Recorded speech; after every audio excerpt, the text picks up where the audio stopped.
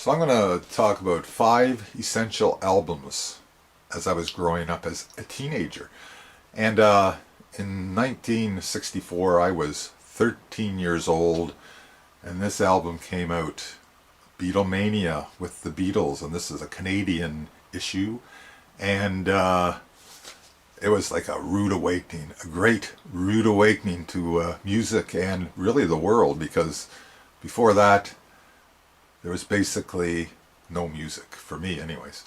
And I heard this really early in 64, and I don't know how many times we listened to this. A friend of mine had it, and he had a little record player in his basement, and we just played it over and over and over, and it was like a whole new world came to life. And second, 1965, a year later, we got Mr. Tambourine Man and folk rock and the jangly 12-string guitars and the Dylan Connection, and I literally wore this album out. I mean, literally wore it out. So next up, this is a Canadian connection, and I really like the fact that there was a Canadian band in my record collection, and I saw these guys twice at the school dance, and they're from Toronto, the Ugly Ducklings. And I bought this album a day or two after it came out, and I'm still listening to this album. I mean, it's a good garage rock album. I mean, you cannot get any better than the Ugly Ducklings. And the opening chords to riff to Purple Haze. Oh God. The first time I heard that, it was like, poof. Here it was, Jimi Hendrix. Really, Jimi Hendrix, right? Doesn't get any better than Jimi.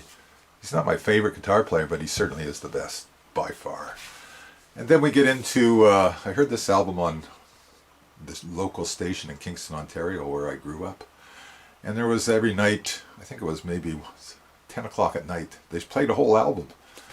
And this was 1967, and I heard this album on the radio one night, and I went right out and bought it. This is Jefferson Airplanes, After Bathing at Baxter's. And psychedelia started coming into music in a big way. And I saw the airplane in 1970, just after 69.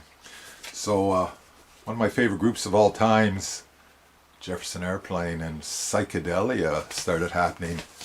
Not Sgt. Pepper, but Jefferson Airplane, San Francisco Sound. So anyways, that's 5 songs that influenced my teenage years. There's so many, but I had to pick 5, and I sort of went in a little bit of chronological order. Boy, don't want to say that too fast. So actually, this is for contests. So for Robert's on my turntable. So this is my entry. Down below, I don't know where it is. It's right here. And I don't drink coffee, so I don't know if that has any bearing on it. But I don't have coffee in the morning.